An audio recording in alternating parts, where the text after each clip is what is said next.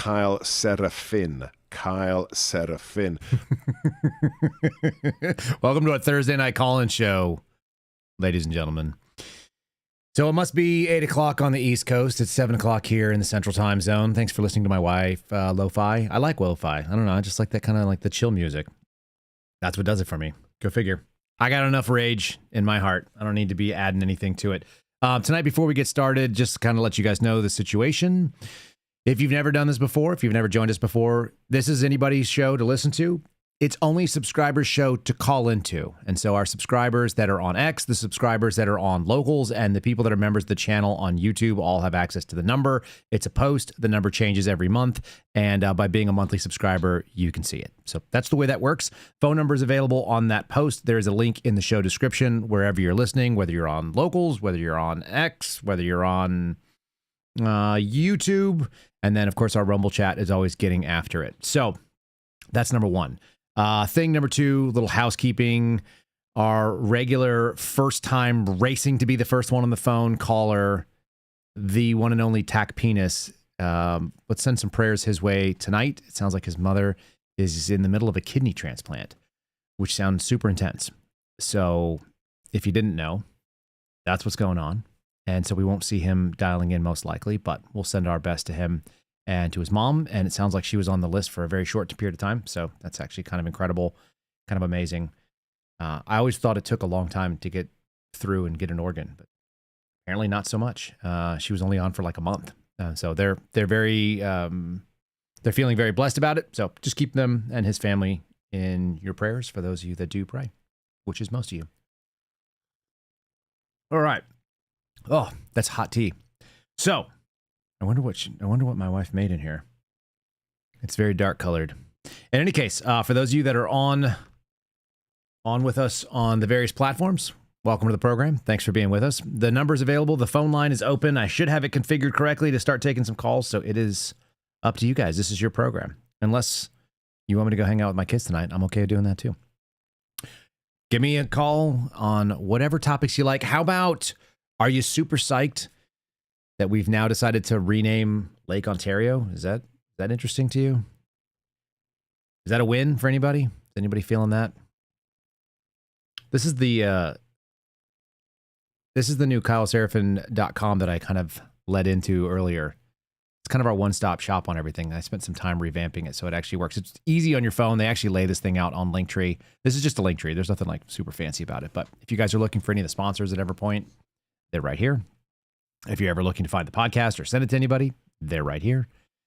If you're looking for the audio version because for some reason you don't like the video, it's right here. And then if you want to cause trouble on X or Instagram or True Social, what is this one? What do you think this one is? Oh, that's X. Yeah. If you want to join us in any of those places, that's how you get to them. And then I moved the email so that I don't keep seeing randos from X only sending me their strange stuff. Man, I get the weirdest emails, you guys. I have a dude who legitimately sends me an email every few seconds for hours, almost every night. Not exaggerating. I'll open it up and it's like Charles J80 or something like that. And it's just lunacy. And he starts off every single email title with a full sentence and then another sentence that ends up inside the body of the message, and then he sends it, and then he sends the continuing thought in the next message, and he does it for hours and hours and hours on end.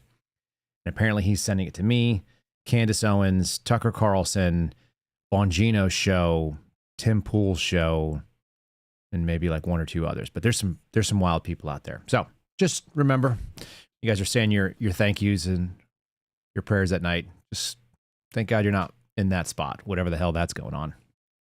All right. So I guess I can start queuing up some things that I think are funny. If you guys are not, you're not feeling it, we may have a short show tonight. That'd be fine with me. I've already done a bunch. I spent some time talking to Owen Schroyer a little bit earlier.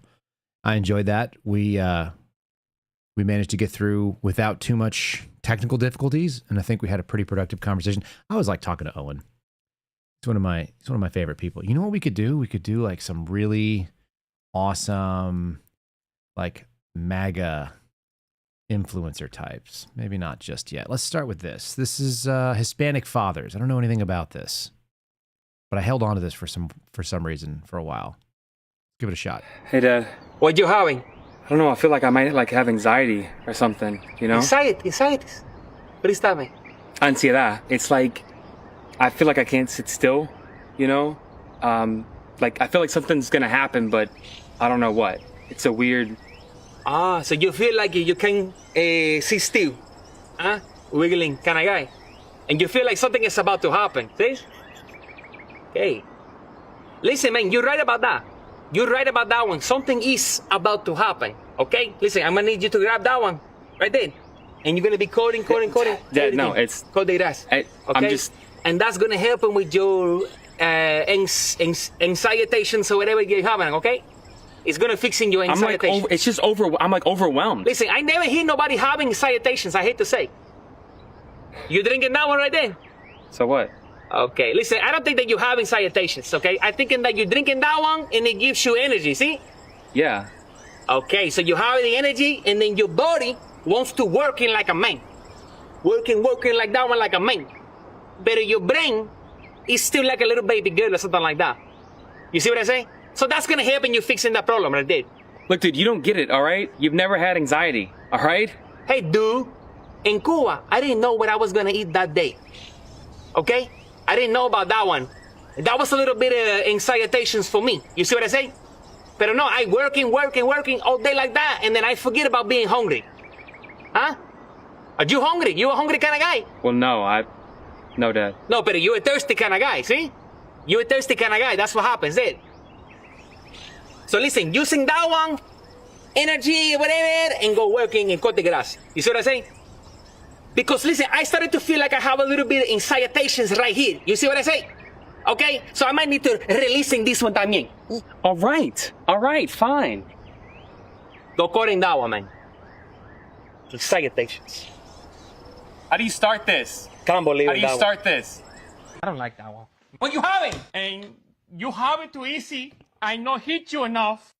Hey, Dad. Is that a real thing for like Cuban dads? Do they throw shoes too? They throw shoes like Cuban moms? Anxieties? Go cut the grass? That dude didn't know how to cut the grass because he didn't have a lawnmower that was electric. That's probably his problem right there, if I had to guess. Caller number 1. Welcome to the program. Wait, what's going on here? Why is it not? Oh, this is what's going to happen. Hold on a second now. Bluetooth went away. We're going to add it back on. We're going to add you back to the... Hold on. Stand by. Can you hear me? Oh, no, it's not going to connect. What is going on here? It's having anxieties. Hold on. We'll get this done right. It was connected, but then it wasn't connected. Unsuccessful. Let's do it again. Hold on. Hang in there. We're going to make it work. And anxieties. Yeah. Of course it's going to do this. All right, people, hang tight. I love it. So we have 8 minutes of nobody calling in, and then you guys, like 6 people want to call in all at once, and I'm trying to make it connect, and it didn't want to connect, even though it was connected. Just we'll get there. We're gonna get it there. We'll get it there by November. Come November, hot thunder. Texas voting red like always. Brother boots go stomper, flags go flumber. Whole dang state go wild. November, come November. Don't you wonder why the maps stay red every summer? Hurry flowing by the lumber. Everybody shouting, come November. Can't make it up. Now it doesn't want to connect. I'm going to end up having to do the thing we did last time, which was turn the damn thing off and turn it back on again, aren't we? All right, we'll see. I'm going to give it one. Nope, not going to connect. All right, stand by. You can't make this stuff up. Although I will tell you guys something. Give me a minute. All the people that are trying to dial in, we'll get it there. I had a really weird moment where I was sitting and I was doing some work at the desk, and I look over and the studio line that sits here all the time that basically is just turned off and like nobody, it's not connected to anything. The whole phone just reset out of nowhere. It was earlier today too, so who knows what the hell's going on with that. All right, we'll fix this thing. We'll hang tight. I'll give you some official business. I played this for Shipwreck Show last night, and she'd never heard it, so we blew some minds. I'll entertain you for just a second here. Let's go. It's official business. Yeah. It's official business of the FBI. Flying out to my land, raise your hands up high. Take a private jet like you own the sky. Olympic Village vibes, got a party in style. In the locker room scene, yeah, you skip inside. Holding gold above your head like Simone Biles. Your name on the list like the Epstein files. If the press gonna ask, you could just deny. It's official business of the FBI. Fly cash, wave bye-bye. It's official business of the FBI. Must smash, not crash, cocked your eyes. It's official business of the FBI. Fly cash, yeah. It's just official business of the FBI. Being lazy with your job like your lazy eye. Strapping with the players like the jockstrap guy. Yelling, we won go like you played the night. Busting up a trick cause you beat Trump's guy. You be tripping, not slipping, it's your alibi. Calling national security, nice try. Only hockey cup you worthy is between their thighs. It's official business of the FBI. Fly cash, way bye-bye. It's official business of the FBI. Not smash, not crash, cocked is your eyes. It's official business of the FBI. Fly cash, fly. It's official business of the FBI. Shooter tried to hit the prez while you in the sky. The cartel is at war with our Mexican allies, but your business is the bro down with the hockey guys. You're a schmuck with the puck on the taxpayers' dime. Buffoni, Zamboni skating like the slime. Gretzky and no regrets. Who wants to party all the time? Your miracle on ice is being terrible at crime. It's official business of the FBI. Fly cash, wait bye-bye. It's official business of the FBI. Not smash, not crash, cocked is your eyes. It's official business of the FBI. Fly cash, fly.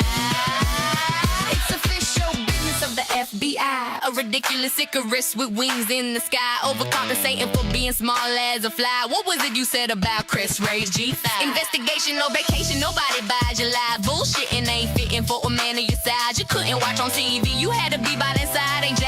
Edgar behavior, can't let this one slide. It's official business of the FBI.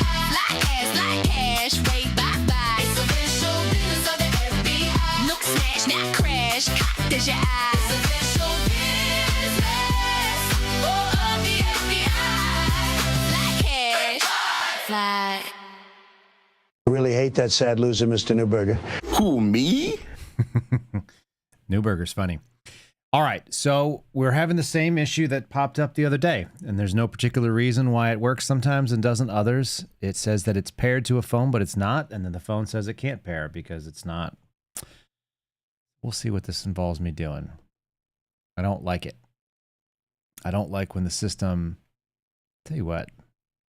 It's not really that complicated. You'd think that in 2026 that you'd be able to get technology that just sort of does the thing it's supposed to do. You go, hey, how about you connect to something with this wireless protocol? And it goes, oh, yeah, I could do that. And then you just hit the connection and then it would do it. Instead of going, maybe I won't. Maybe I just won't do what you think. Maybe I'll just do whatever the hell I want because I'm a freaking little inanimate object that doesn't actually accomplish the task. Kind of sad. It does make me wish that I kind of had just like a wired phone. But all right, I'm going to end up resetting this thing. Guys, we're going to go quiet for a couple of moments and I'm going to put you back into the lo-fi beats. Stand by. I will fix this though. I will fix this. Sure. Let's go here.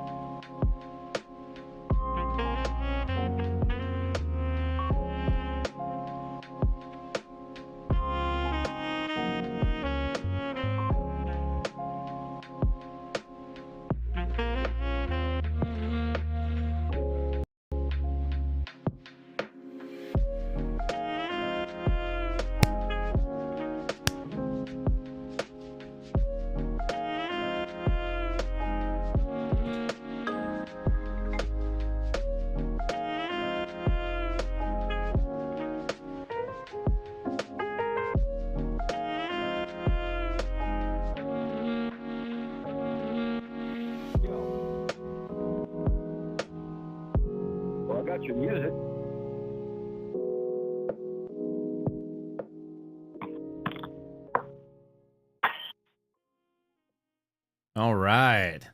I think we did it. It only took me restarting all the things. Go figure. How about that, y'all?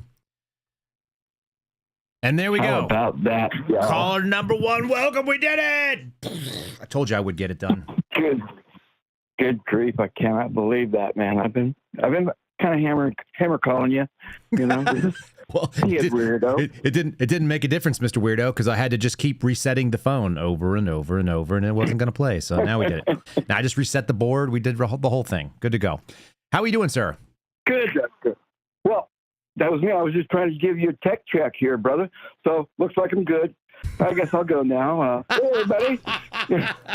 That's all you got. You're just trying to help out. It's better than the guys that are in the YouTube chat. They're like, have you considered doing this thing? Like, I've never seen what you're working on. I don't know anything about the technology you're involved in, but have you considered doing the thing that I thought of? Have you done this thing? All right. That's it. Just called to kick the bucket here and say, oh, there it goes. It started up. I knew it. Yeah, it's like I just needed to start the lump. I just need a crank pull on that thing, huh? Yep. All right, man. You guys get that calls coming in now. You got to test the system. My man, I appreciate it. Man, and by the way, I have definitely been talking to you on the radio, on the podcast.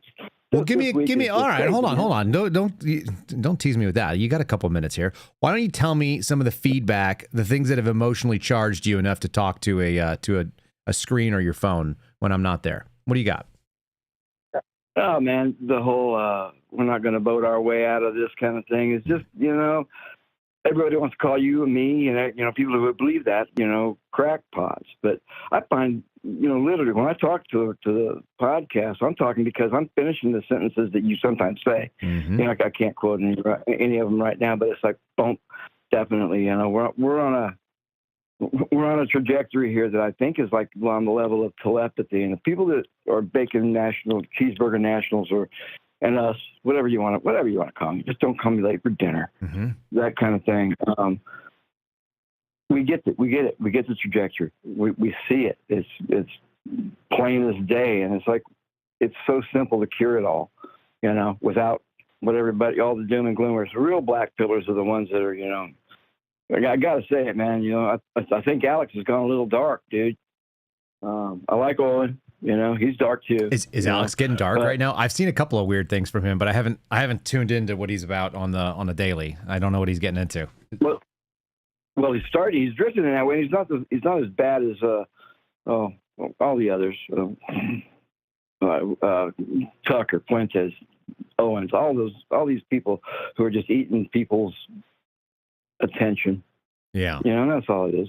It's attention. There are just things going on in this world that you just can't say, oh, that's blue, and that's red, and that's black, red, green, whatever. There are just things that you just have to break it down to exactly what it is, what it's always been, and that has been good and evil. That's it. So turns out it's pretty straightforward stuff. You sound like a stochastic terrorist there, Mr. Ed Weirdo. Is that what they're going to call me now? Okay, cool. We don't like the words that are coming out of your mouth, and they're allowing other people to have actions because you said words that hurt our feelings. That's what we say. So we're going to have to. Yeah, you hurt my feelings. Yes, you're now going to be part of the link chart. You can be on the link chart, sir.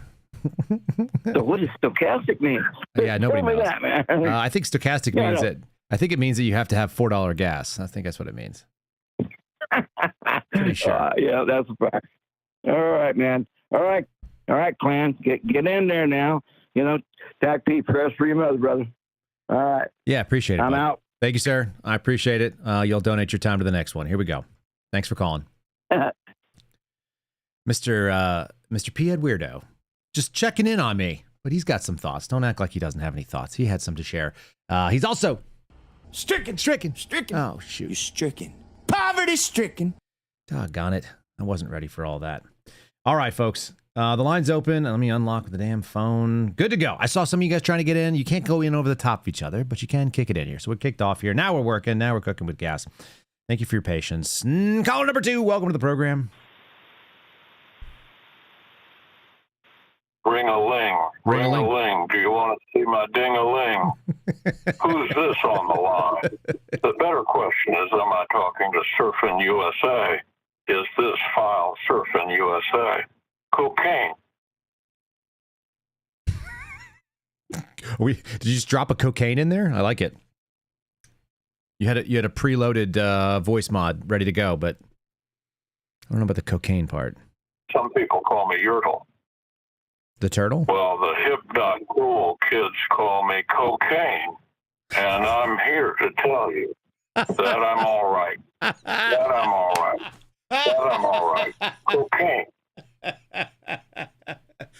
Oh, who knew we were going to get a Mitch McConnell call in? That's fantastic. Yeah.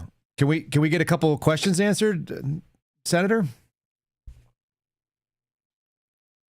Ring-a-ling, ring-a-ling. Do you want to see my ding-a-ling?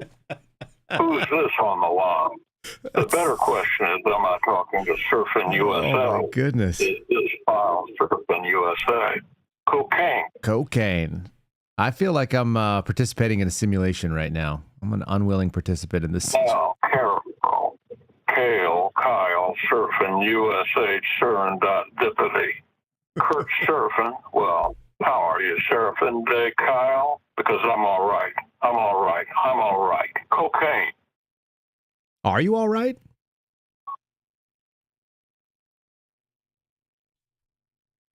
Type it out. Corey, my wife is one of those Asian tiger mosquito. I mean, she is a very nice Asian lady. And I don't mean like that boy whose name is Sue. I mean Lindsay. You know that Graham fellow? Yeah. If you want to hang out, you've got to take her out cocaine. If you want to get down on the ground cocaine. Mm-hmm. And I'm here to tell you that I'm all right. That I'm all right. That I'm all right. Cocaine. Oh, it's like Eric Clapton is also hanging out with Mitch McConnell. Eric Clapton passed away too, didn't he? That sounds right. You guys all hanging out together? Do we need to send an ambulance?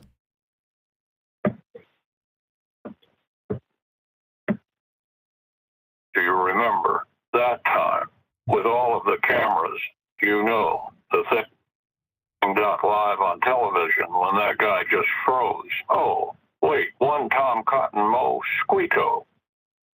I mean, that time, that guy pooped his pants right there in front of them reporters.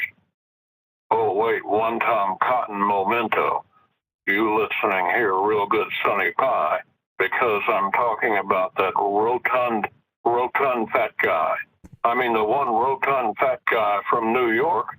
I was there when that nuke went down. Paprika. Farm remembers that one too.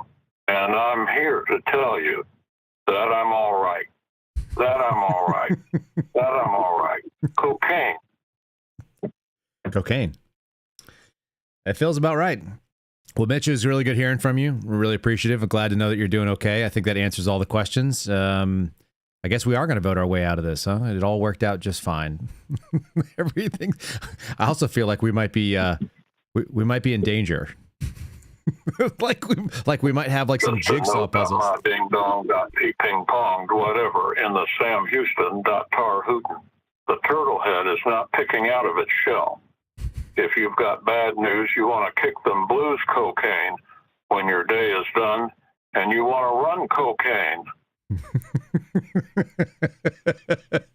Got me off guard there. It's the pacing that really throws me off. That's the fastest I've heard Mitch McConnell talk in years. So the cocaine is really working. Well done, sir. I appreciate the call. I hope you have a fantastic night. Say hi to your Asian mosquito wife. For you. What's this young.tykes.name. Oh yeah, thanks, Little Nile. Rumors spreading round in that Texas town how Firm Ben Nim Thash knew your business about that shack outside LaGrange. How I have Owen Foof Newham Zim Zam meme. And you know what I'm talking about. How. Yeah, it's coming. That's all from Mitch. Sorry, guys. And that was it. That's all we got. We did the best we could do. But we've lost Mitch. Oh, man. Caller number 3. Can you top Mitch McConnell calling from the grave? No, I can't. I thought not. Who am I talking to? No, wait a minute. Before we go on, did Eric Clapton really die? I don't know. Is Eric Clapton still alive or not? Oh, you said that a second ago. Well, I don't. Yeah, I just don't know if he's still with us. Eric. Yeah, he is. He's still with us, As far as I know. as far as you know. Yeah. Okay. Let me double check. He's 81 though. He could go. You know, he's not a young man.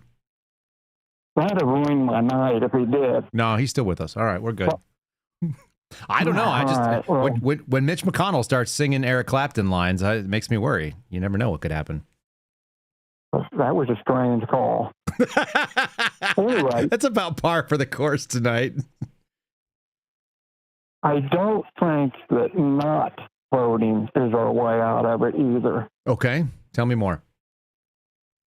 Well, you said you're not going to vote. Mm-hmm. That's not going to help matters. No, but I don't think it's going to hurt either. Not going to help. By the way, this was juicy. Yeah, you have to convince me that it would. Juicy. Yeah, you have to make a positive argument. Like, what am I going to get out of it? What's the purpose? Why should I not spend the hour at the gym? Well, you should, but you still have time to vote. I mean, I'm going to be busy doing an extra hour of the gym. That's all. Going to get some bonus time. All right. Well, I got direct orders from Josh to call in, so here I am. Josh the Axe Boner, Josh? Yeah, that's him. Yeah. All right, why do you have to take orders from him? How do you guys have like some kind of a rank system here now? I just took a liking to him with his sport videos and his calls on Thursday night. Yeah. Makes my day. He really is kind of a piece of work, isn't he? He is. He is. I think he said he was busy tonight. He might be. Going to try to call. I saw him earlier when he was on. I think he was on Owen's show. He looks like he's sitting in there. Okay, so here's the question: Did Josh start sending you personalized thoughts? Is he sending you personal messages with videos, thoughts that he has, videos of himself talking, like some FaceTime videos? All right. How it started, I think I just saw one of his videos on and I said, I really like that. And then I got a couple. And yeah, we send messages back and forth, yes.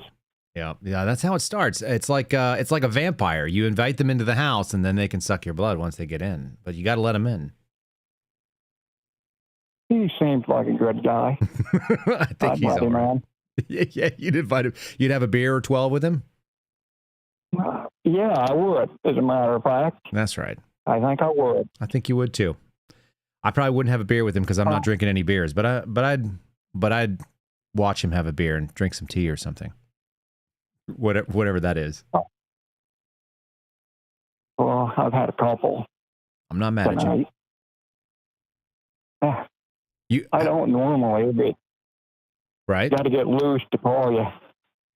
You know what?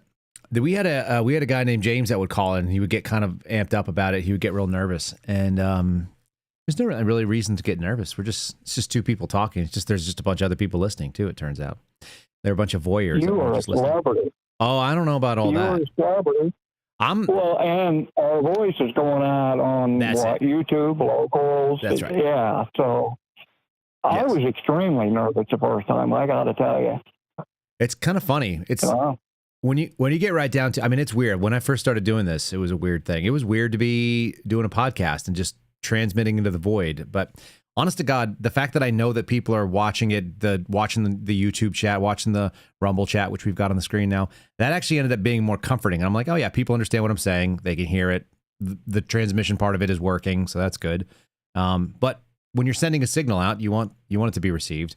But I don't know about being a celebrity. I still have the lady at the pool that I go into. When we go to the HOA pool with my two kiddos today, my little ones, we went in there and she was like, "Did you sign in?" And I was like, "Nope, I don't sign in." And she goes, "What?" And I was like, "Yep, I don't sign into books for no particular. I don't do things that don't make any sense to me, Troy. I just don't do it. If it doesn't make sense." Get it. It's like, what are you going to do with me writing it down? And they're like, you just have to do it. It's like, oh, that's not good enough reason for me. I don't do what people say I have to do. There has to be a reason for it. And so, I don't know. But they still ask me for it. I'm not celebrity enough to just walk by and her know my name. I'll tell you that. I'm just a dude with two kids trying to go to the pool. I followed you today on Owen's show. That was pretty good. What'd you think? I like talking to Owen. Yeah, he's a Missouri boy. I didn't know that until a couple of days ago. I hadn't started watching him until Josh said, I'm going over to Owen's tonight, so I just started watching him, too. I think he's all right. He is all right. I think he's all right, too. Yeah. All right. Yeah, I looked him up, his bio, and he is from Missouri. Yeah, St. Louis. He may be here in Texas, but he's in Missouri. A lot of people came to Texas after the fact. He's not like an OG Texan. I wasn't born here either, so. But he does seem to fit into Austin. It seems like a good space for him. I assume he'll stay. Yeah. Mm-hmm. Yeah, I think the girls love him. I think you might be right. Yeah, there may be something to that. He likes to spend some time with his shirt off. I watched him the other day, and a couple girls called in. And they like that hair, don't they? Yeah, they do. Yeah. Yeah, and then he starts flipping it around, which kind of made me not want to walk anymore. I'll tell you what, Owen's a handsome guy. He's a handsome guy in person, too. He was a lot more handsome when his hair was not looking all crazy like that, but whatever. I'm not trying to date the guy. I hear what he has to say. I like what he has to say. I think he's a talented broadcaster, so I enjoy that bit, too. Yeah, he kind of looks like Brad Pitt. Is that? Oh, don't tell him that. Don't tell him that shit. I'll send him. That was the first, when I first saw him, I thought, man, he kind of looks like Brad Pitt. Oh man, I'll go light his fire. I'll send him a message later on today. Say, there's some men that think you look like Brad Pitt, homie. If that makes you feel pretty good. Don't mention any names. I won't give him any names, but we'll see if that helps him out. Troy, I appreciate you calling in, brother. And all right. Mission accomplished. Josh, I guess you're up next, but thanks for calling in. I hope you have a great night. All right. Thank you. Yes, sir. Well, there you go. Bye. All right. We're proving the technology is working after whatever the heck that was. That was weird. I don't like it when things don't go the right direction. All right. Line is open. This is your show. So, guys, whatever you're into, putting each other up for calls, whatever that involves. I think this is our original first caller that didn't make it through. Welcome to the program. Caller number, I think 4. I forgot to keep count. 4, maybe? Yes, I got downgraded to 4. I was number 1. Yeah, you were. Sorry about that, ma'am. Miss Jamie, how you doing? No, that's all right. I don't care. I got nothing else to do tonight. I'm doing good. I had a brilliant idea for you. Outstanding. Oh, actually, another quick thought first. Okay. The DKP thing? Mm-hmm. I figured out what the acronym stands for. Okay. Donald's Non-Lobbying Personnel. DKP. DKP. American flag emoji. Okay, so there you go. The non-lobbying person. Very good. All right, what do you got for me? So, I got an idea for you. Mm-hmm. You're a fan of Firefly Serenity TV show, right? Yeah, I think that's fair. Okay.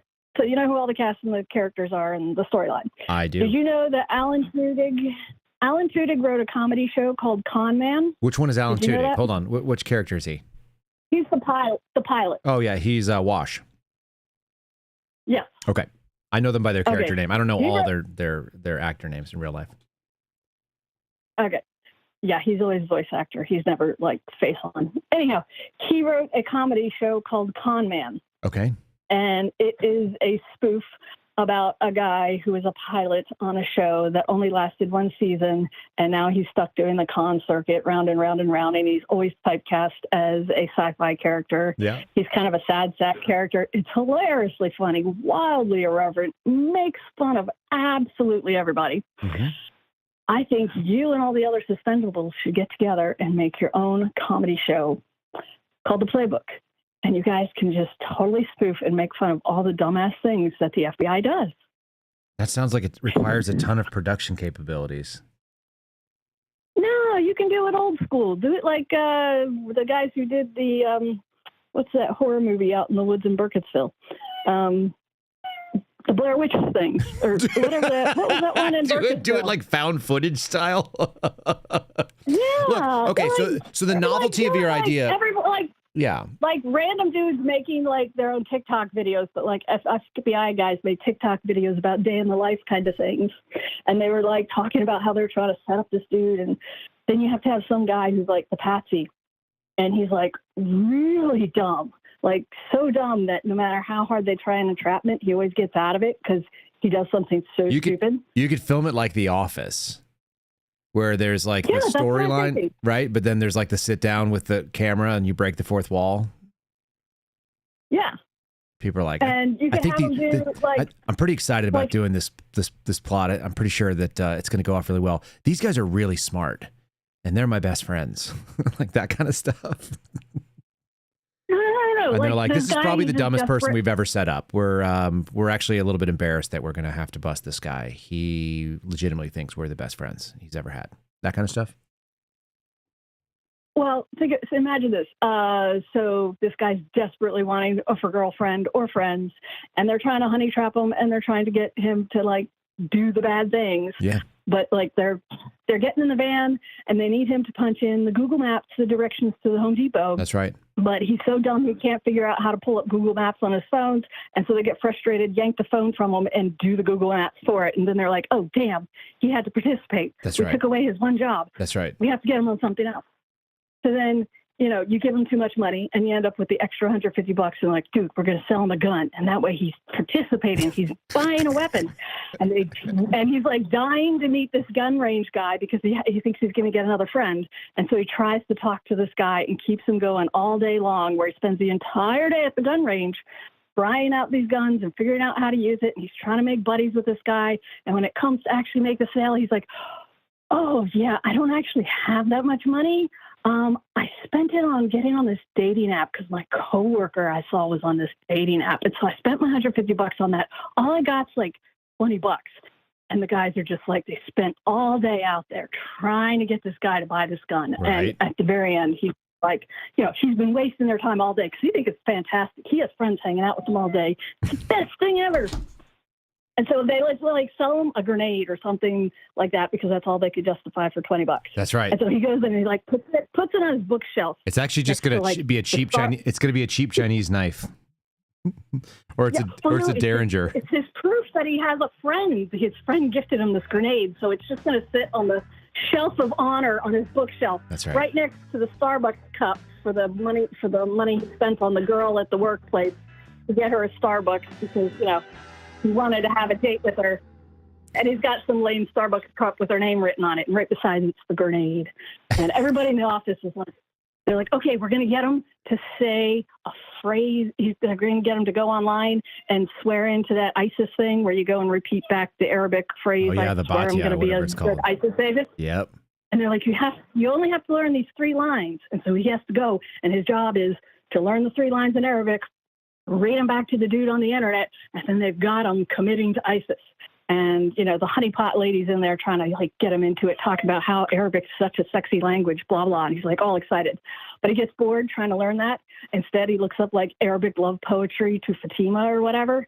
And he memorizes that to impress the girl. Damn, you've been putting a lot of thought into this. Online, I've been thinking about this all day. I could come up with a million of these things. But he goes in to like give his vow to ISIS, and he totally forgets to give the vow to ISIS. He forgets the phrase. And so instead, he just repeats the Fatima poetry. And all the FBI guys are like, what the hell did you just say? Get Google Translate. And they pop it up, and it goes into some like romantic thing about, I don't know, I guess her eyes, since that's the only thing you can see.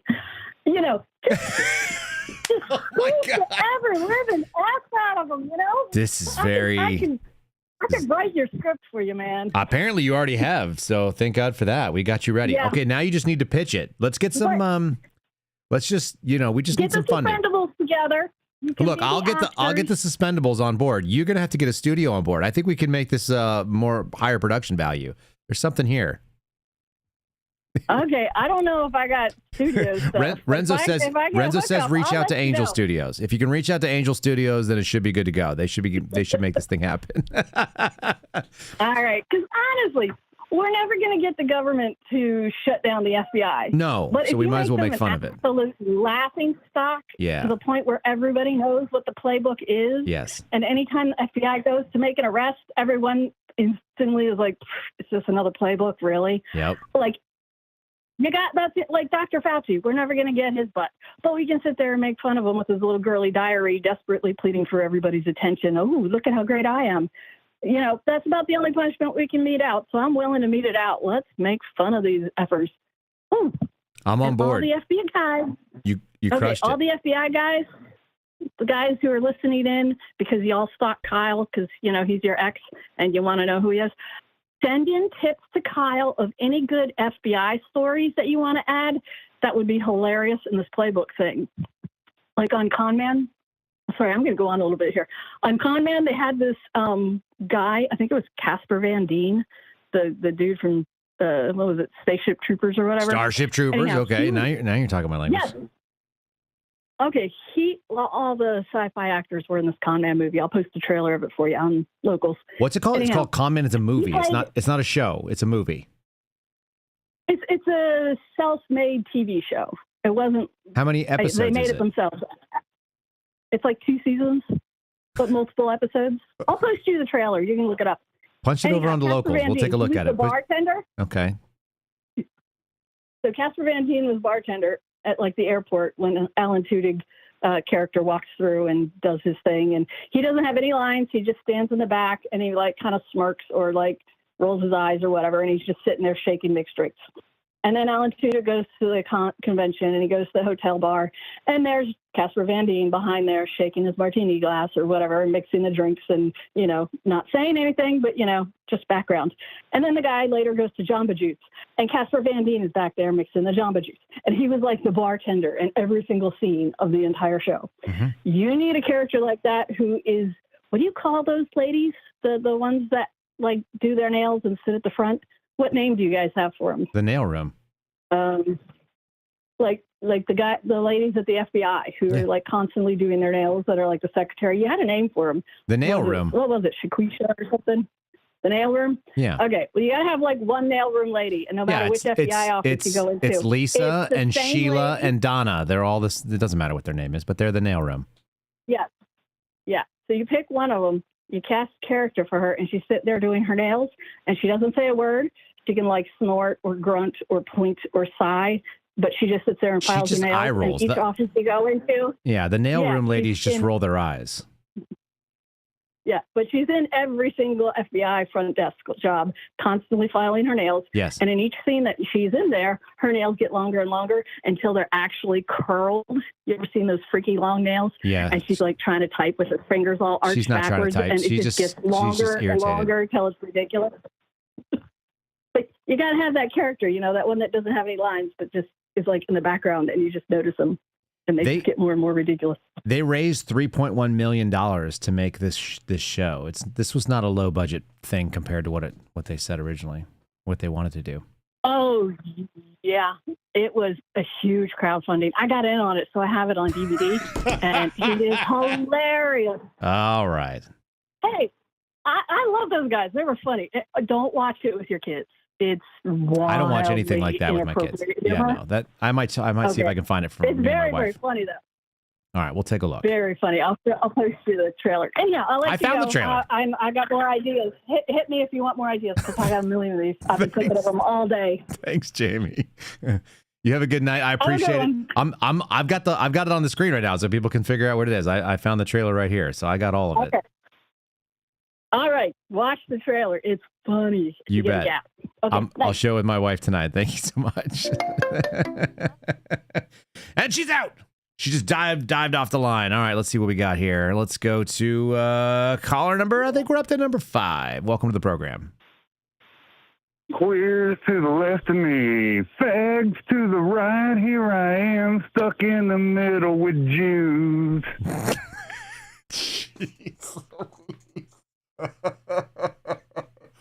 Josh, what are you trying to do to me, man? What's up, brother? What's going on tonight? What's going on, man? You've lost it. Hey, what's up? Hey, we're not voting our way out of this. How's it going, fellow stochastic terrorists? It's stochastic. I can't pronounce it, man. I get tongue-tied. I'm a fucking redneck, bro. Stochastic. Stokastic. Yeah, and there's letters in there that are not being pronounced, so don't you worry about that. No. Is it about like Muhammad and shit like that? Yeah, there's just, some letters in there that you can't pronounce. All right. What's going on with you this week? What are you up to? What number Natty Ice are we on? What number Natty Ice are you on right now? Man, I'm lacking. Rick's going to be disappointed, bro. I'm only on number 4. I had football practice. Shit. If I drank 4 beers right now, I'd be asleep within about 30 minutes, guaranteed. I'd be done. Man, that's weak. That's weak shit, bro. That's weak. I don't drink any beers. Maybe I got a problem. Maybe you got a problem. What's a mile run time that you can comfortably run and then still talk without breathing heavy?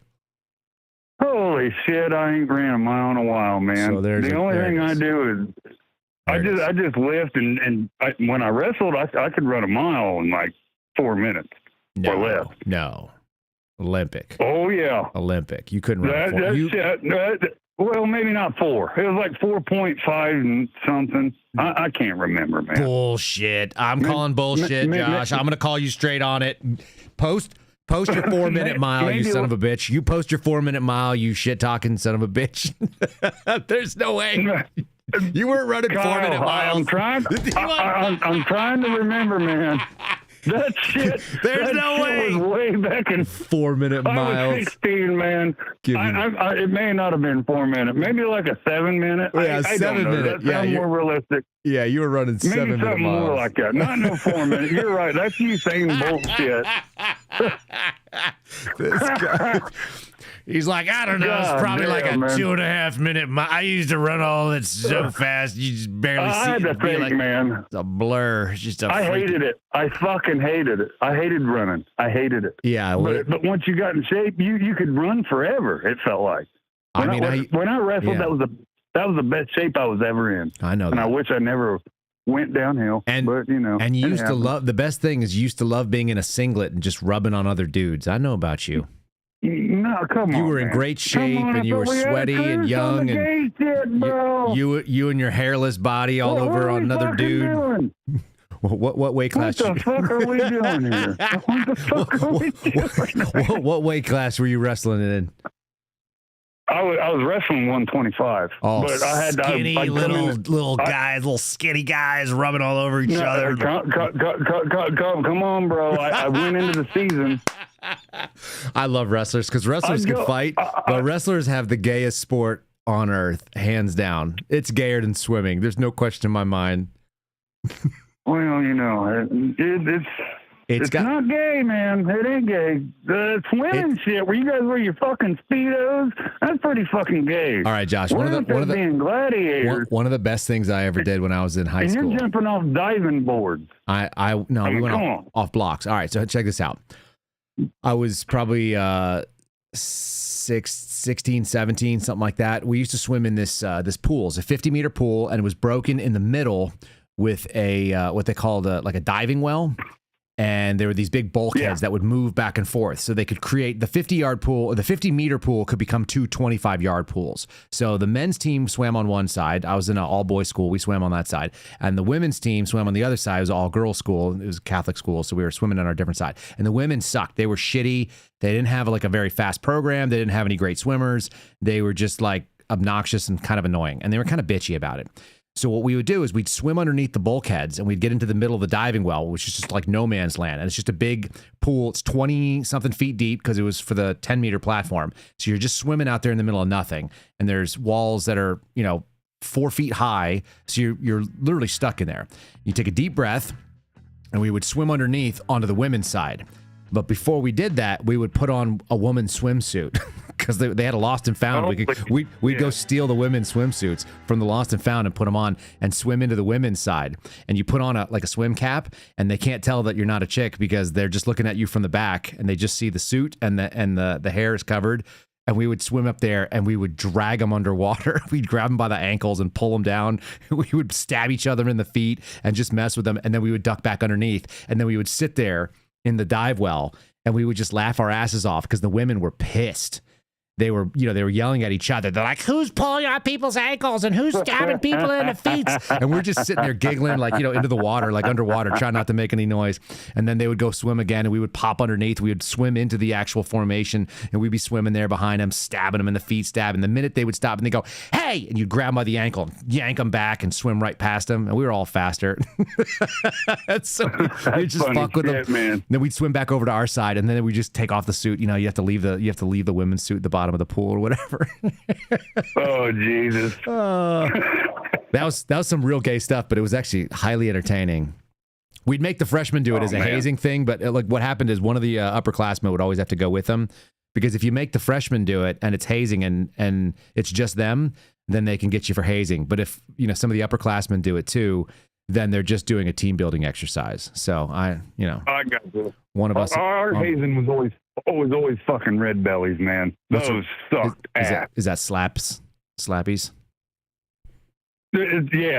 Yes. Somebody pins your ankles down. Somebody pins your chest down. Yep. I got my red belly when I went to Dan Gable's wrestling camp. Okay.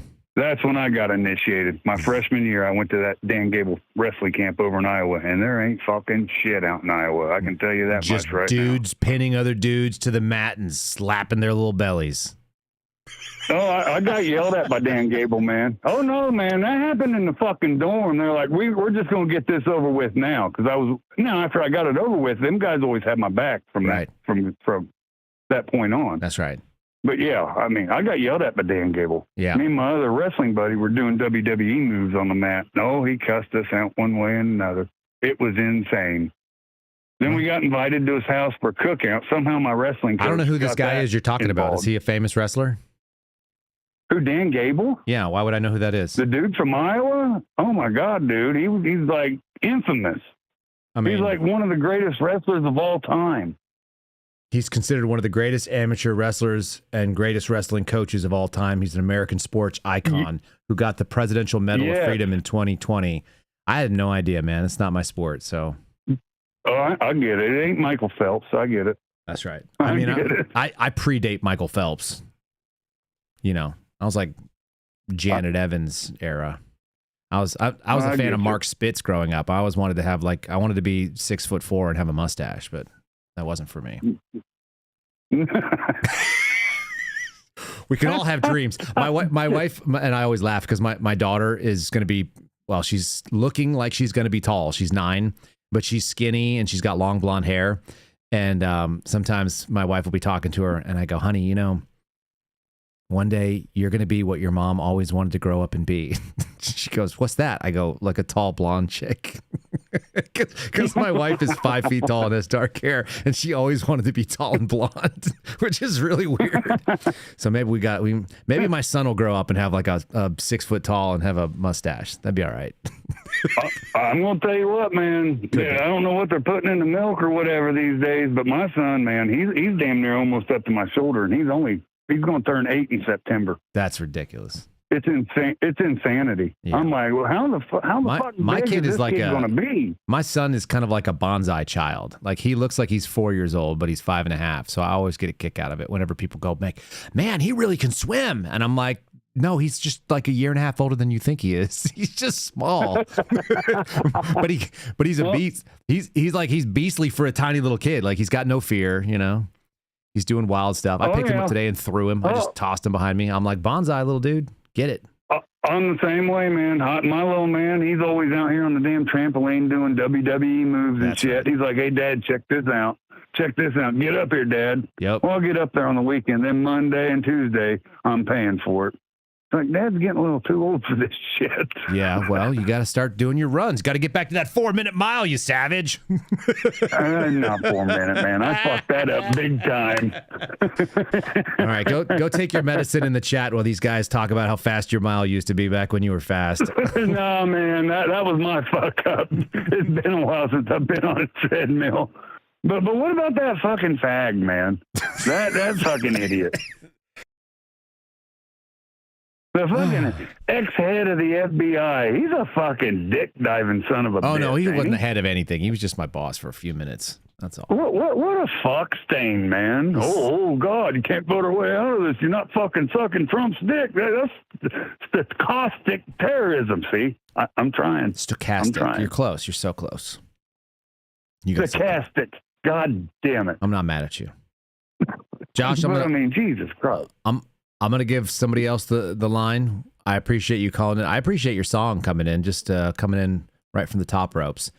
And there you go, man. And I'm going to keep my eye on this YouTube side of the chat here and see what kind of medicine they want to feed you for your high speed run. Yeah, that sounds like a cocaine and meth addict's run. You know what? It's been a night so far tonight. You're right. There's been a little bit of everything tonight. Who the fuck was that robotic man? I don't know. Tripped me out. You guys figure it out. It was fucking funny. I don't hate it. Jesus Christ. I didn't either. It was kind of crazy. It is what it is, man. It's just another Thursday night. All right, brother. Josh, it's been good talking to you, bud. All right, brother. Hey, you too, buddy. I'll talk at you later. And fuck the Jews. There he goes. Oh, what a madman. All right, let's bring it on call number 6. I think call number 6 could make it happen right now. Oh, you got to have to tune it down. You're on delay back there. Can you hear us? Kyle? Welcome to the program. Kyle? Here I am. Kyle, it's your favorite president. Carter? I heard you on the Owen Schroyer today trying to impersonate me. It wasn't very good, I gotta say. Wasn't your best. Not my best. Owen did a much better job. But I'm still good. Oh, no. Everybody says it was a better job. Everyone says Owen did better. Keep going. I'm sitting here with your best friend, Cash. Bloody, I tell you what, listen, Mr. President, everything has been going so good. Thank you so much for giving me the opportunity to make the FBI great again. I just want to tell you, I'm going to get Kyle. Don't you worry. I feel so bad for him. Thank you. Come again. I'm good, man. I'm good. Nobody's going to come at me with nothing. You know what I'm saying? Bing Bong ain't out. I'm chilling. Bing Bong's not out. I'm good. That's all I'm saying. The Bing Bong ain't out. Hey, great job on Owen's show today. We worked it out finally. All the bacon cheeseburgers were in there, and some new people too. You know, I think you got some new audience from that for sure. I heard people go, who's this guy? He's kind of cool. I'm like, whatever. And then I was surprised. It was like, there's a bunch of haters in there. Like, this guy's a Fed. It's like so many haters. I'm like, no shit. Yeah, he was a Fed. Oh yeah, he's just Fed now, bro. He's like, I'm like, do you ever watch anything like Owen? Like Owen praises this guy all the time. I don't know. But even Owen, there's guys in Owen's show that just go like, yeah, man, he left InfoWars and like he's a fucking retard now. And why are you here? Why would you hate watch anybody? This always cracks me up. I like that people hate watch. I think that's the funniest thing in the world. We got a couple hate watchers on the podcast, and if you don't have a couple of hate, I'm in the Cat Williams camp. You know, that's a hater's job. The hater's job is to hate, so let them do their job. You know. You know, I never go on the Ben Shapiro show and go like, "Man, you're such a fucking piece of shit." Yeah, I don't but you're not a hater. Why I'm here. But you're not a hater. You know what I mean? I got no time for that. Correct. Yeah, no, but haters, that is what they're there for. That's their job. It was comedy. But the bacon cheeseburger crew was in the house, and we're always pushing you over there, and I'm glad it happened. I mean, Owen's been fucking hitting out of the park. He had Valhalla on yesterday. He had you on today. He's making some good routes. I'm glad he's getting some good talent up in there and opening people's eyes, you know? Yeah. I go talk to him anytime because I enjoy talking to Owen. He's just one of those dudes I like hanging out with. And I always like going on. It was always funny. Like I would go on his show. I'd go on Alex's show because Alex would invite me on, and I'd end up on his show. That his producer would run over and go, "Can you come on and do it with Owen in a few minutes?" And we have dramatically different conversations. With Alex when I was on at InfoWars, it was like everything I could do. It's like holding on to. It's like riding a bucking bronco. You know, because you don't know where it's exclusive. You don't know where it's going to go. So I told somebody I was telling a CBS reporter the other day. I go, everybody who thinks that they've had like an adversarial interview and like somebody's like trying to get you, like forget. I'll take that all day long. That's easy because I'm just going to say what I'm going to say. You're not going to get me with anything. Try having an interview with Alex Jones, where Alex Jones is going 17 different directions, and he's trying to say things that may or may not get you put in prison. You're like, whoa, like, and he's like, yeah, I know. I'm trying to say that. It's like, geez, Louise, Alex, gotta slow down, man. I'm trying to track the first thing you said. Yeah, he's a wild man. Way harder.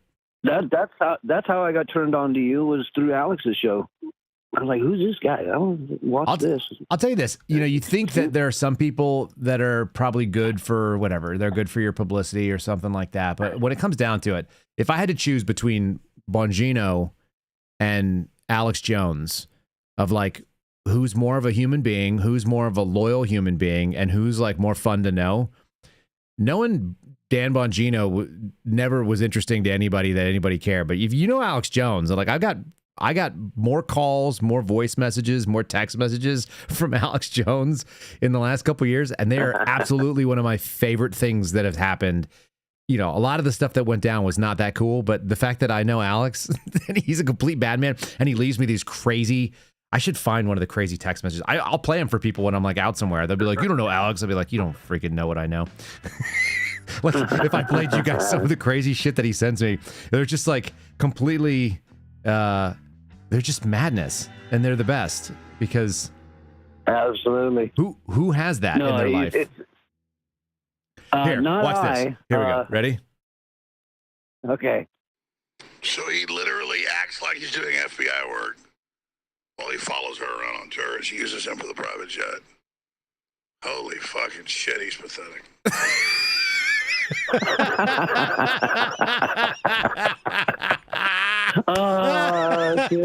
Like, that'll come out of nowhere too. I'll send him a text message, and like 3 hours later, it'll just be like, so she really is like, holy fucking shit. And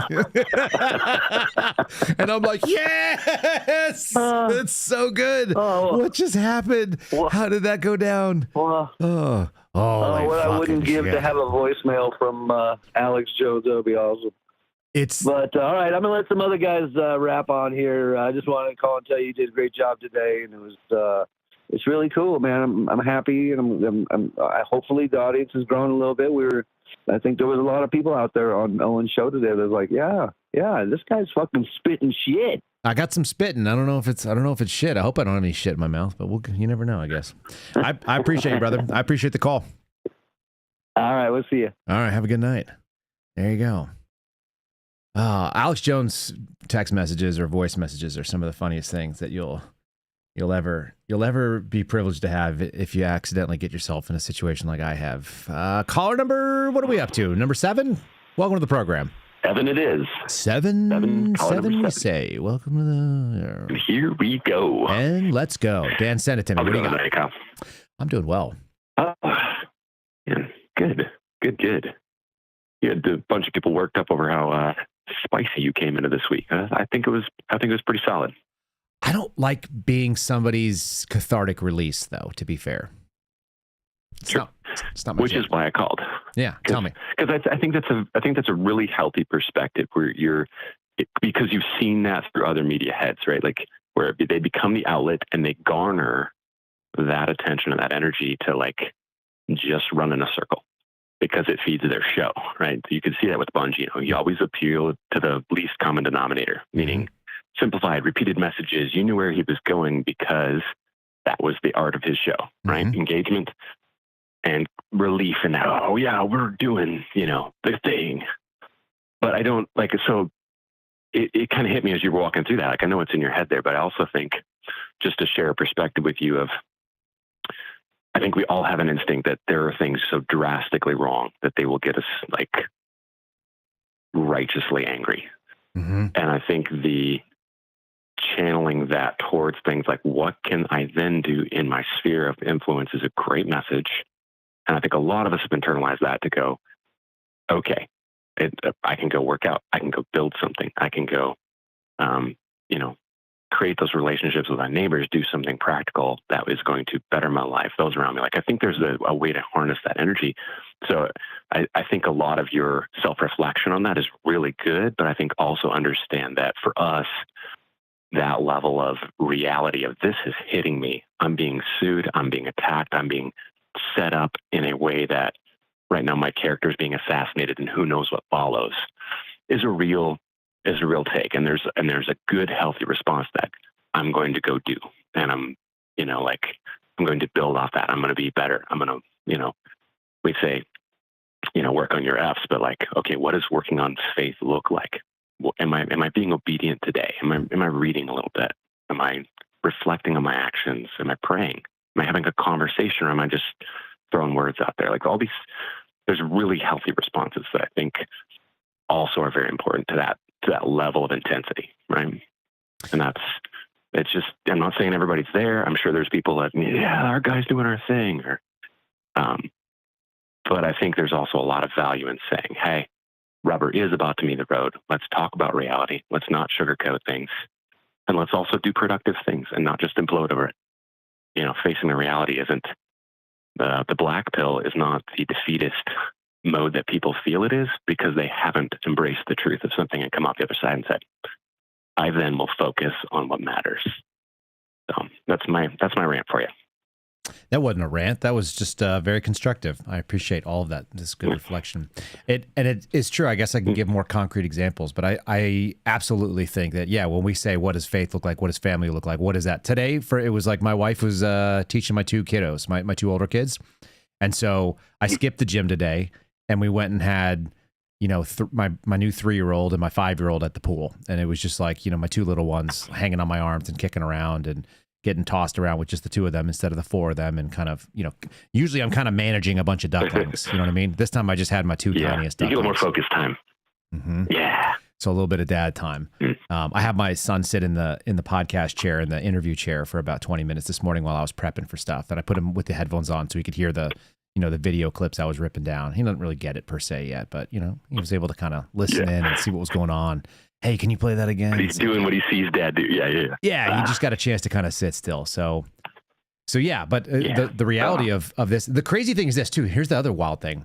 I had a really productive phone call with the folks at Secure It, who I think make a really good product. And I guess that, and they've never paid me a dime yet. So we have like an affiliate deal. Theoretically, when people buy stuff and they use my link, then I get 10% of whatever the sale is, or something like that. Cut back to it. Yeah, so that's supposed to be the cut. Mm-hmm. And I was like, I don't know if we've sold anything or what. Like, you guys have never sent me a check, but I think your stuff is good. You've sent me product. I use the product. I'm, and I haven't really launched off on my gear stuff. So anyway, so we had this really nice talk. I talked to the COO for like an hour on Monday. We had this really nice phone call. She's like, we made you a custom safe. We've got your logo on it. We have all this crazy shit that we were doing. So they were like really into it. She's like, we want to have the founder of the company on your program if you're still interested. Like, we've kind of, blown some connections with people. I was like, I'm going to have him on. And Dan, you'll like him because he was a rock musician. Okay. Long hair. And do you remember Spencer Gottlieb, who does Hush Holsters? Yeah. He's like he's the grown-up version of Spencer. So he's in his like late 50s or early 60s. But I was talking to his COO, and she was like, he just got back and he just raced a fucking motorcycle car that he built out Bonneville Flats, and like they set the land speed record because he's like this weirdo engineer and he wanted to build some weird shit. And he just got back. Like, oh gosh. She's like, he had a shoulder replacement 2 years ago because he went skiing in Europe with his son and he broke his damn shoulder because he was trying to send it like he was still young. And I'm like, hell yeah. The guy who founded Secure It is a madman. And we had him on for like maybe 20 or 30 minutes a couple years ago. And I was like, this guy's got a good story. Dude, that's awesome. So I'm going to drag that out of him. I'll get like an hour long thing. Cause I think when people know who's running the company and like what the brain is that's creating that vision, then they're like, okay, I want to do business with these people. That's, I want to spend my money with people that are cool and weird and doing fun stuff. In any case, that's awesome. So yeah, we had a really good There's and then a longer ramp up there too. Like when you're considering gun storage, you're like, okay, how many have something? Like I'm in that market, but it's probably not a huge slice. And then it's kind of like, when do you pull that trigger to get there? And well, I think there's a good. They've got some really. It might take longer to build up. They've got so all their stuff is modular, and so you can buy one at a time, and you can build them up. So they make these things that are called like. Dude, yeah. So they just came up with this new idea, which I think is actually brilliant. They used to have safes, and the safes all open on the left side, and the hinges on the right side, so you can get them and you can put them together, but they all open from left to right. Now, nice. Okay. The new set they have, you can buy a left side open or a right side open. So you can set them up like a cabinet. So you could open up like a command chest. So maybe you buy the right side and maybe you buy the, the drawer that goes underneath it to start. And then you're like, okay, now I need another set, get another drawer. I can do a double stack of the drawer, or I can put a side by side. I can buy the next set. I can buy this. They make a 42-inch unit or a 40-inch unit. Yeah, it's 40 inches, which will hold like all your ARs, stuff like that. And then they make a 52, which will hold like your bolt guns and your big shotguns. And they're stackable, obviously. Dude, that's awesome. So you could, I mean, you could literally configure however it makes sense for you. And they're all about like, do you want to go stick it in put it in your guest closet upstairs? Everybody wants to put it in their master bedroom. They're like, decentralize your storage, move them in different places. And if you don't have any money for storage right now, then just put all your guns in your kitchen cabinets without any locks on them at all. They have that kitchen drawer. So I'm in cabinetry design. Like that's my field right now. And it's kind of cool to see some of their accessories that go into like, dude, I will pitch this to somebody for one of my clients in a heartbeat, because having that in the kitchen makes so much more sense.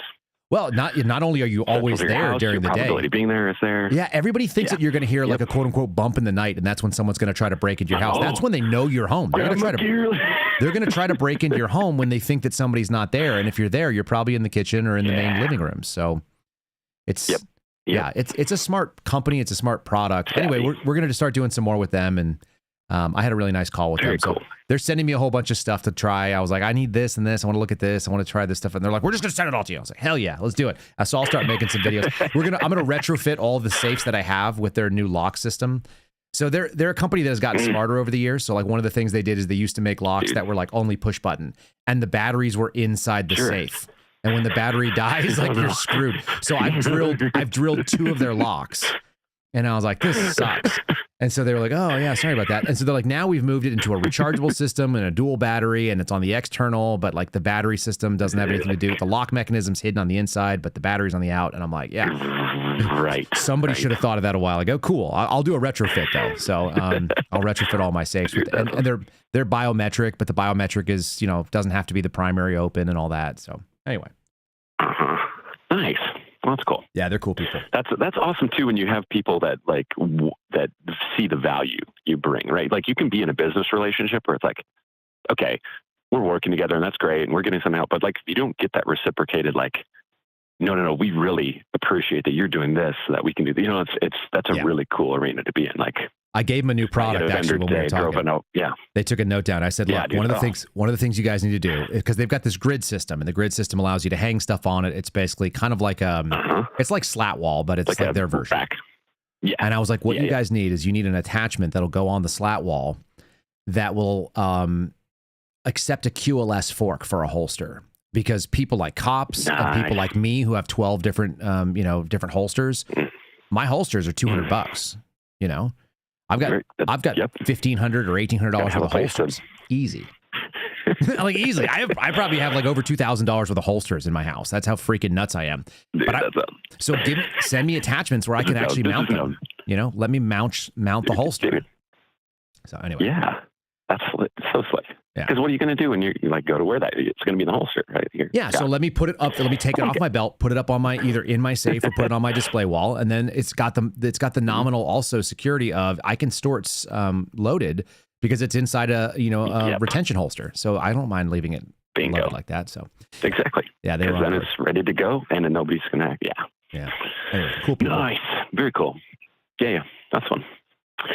Well, cool. I just wanted to download my thought there to you because I thought this is a cool moment where like I think a lot of people would not reflect that way, and that's why we appreciate you. So I appreciate you. I'll probably go back and listen to it again, or I might play it for my wife so she can hear it because I'll listen to those thoughts one more time. But I appreciate you having the thoughts and just sharing them with us too. Awesome, dude. Well, have a good night. You do the same, my friend. All right, will do. There we go, Dan. The legend, the bot Dan, I guess, too, huh? All right. We'll probably take a couple more calls here. I got late into the game here, and that's my own fault here. I did bring you something. If you guys don't know the famous sort of the line from Cat Williams about haters, I think I grabbed the clip. So bear with me. This hopefully is the clip about haters. Here we go. Just saying, live your motherfucking life. You got to get your motherfucking hustle. Understand Is niggas it is going going? to hate you regardless. Get that out of your head, that fantasy world where niggas ain't hating on you. You got to be grateful. You need haters. What the fuck is you complaining about? What the fuck do you think a hater's job is? To fucking hate. So let them motherfuckers do their goddamn job. What the fuck is you complaining about? Ladies, if you got 14 women hating on you, you need to figure out how the fuck to get to 16 before the summer get here. The fuck is you mad about? Fellas, if you got haters. That's a little profane. I didn't realize there was so much swearing, but it makes sense. Caller number 8. Welcome to the program. Hey, it's just Joe. Just Joe. That was a little bit much, wasn't it? I don't really care. Cat Williams is a swearing son of a gun.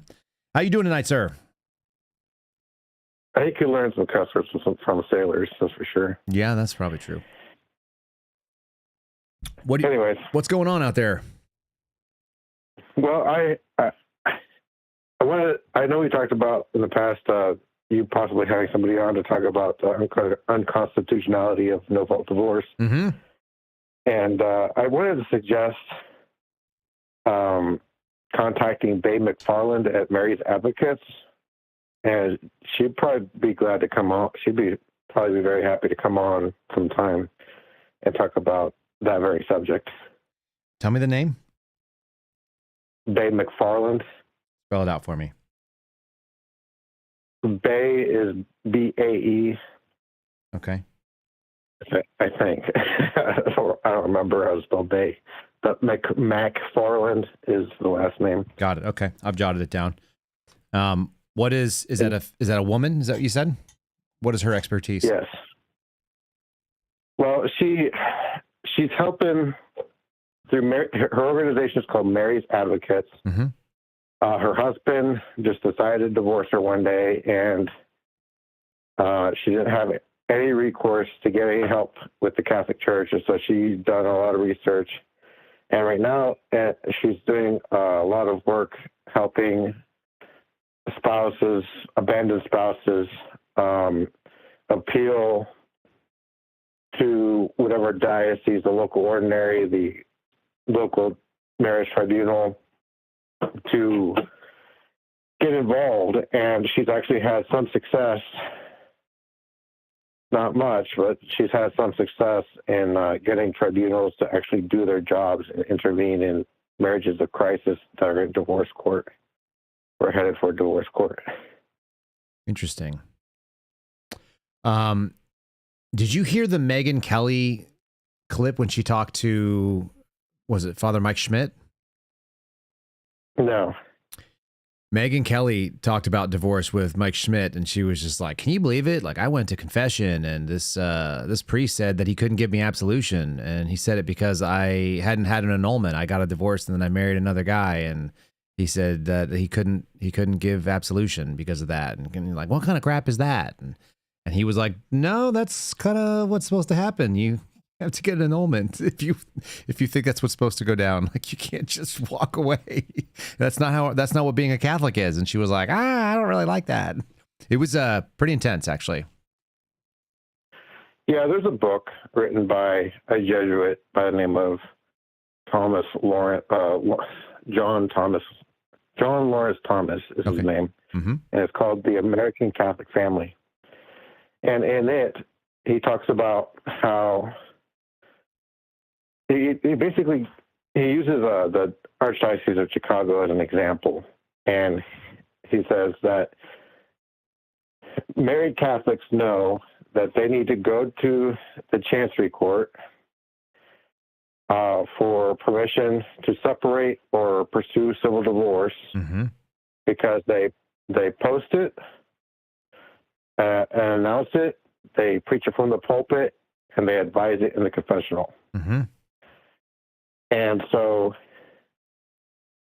if a Catholic spouse abandons their other spouse without permission from the bishop or through the Chancery Court or directly, because smaller dioceses often don't have Chancery courts, mm-hmm. or didn't have them back in the 50s.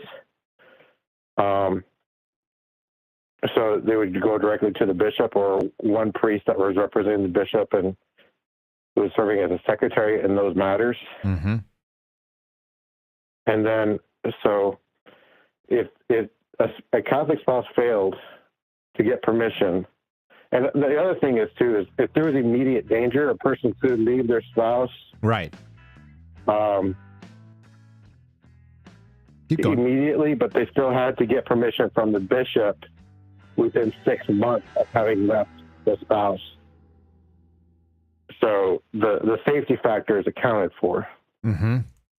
And so, anyways, if the spouse is separated or got civil divorce without permission of the bishop, they were denied the sacraments, right, and they were also denied a Christian burial. So they didn't have a mass set for them.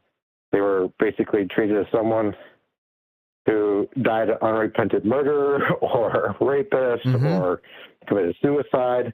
All these things that the Catholic Church used to believe and now acts like they don't.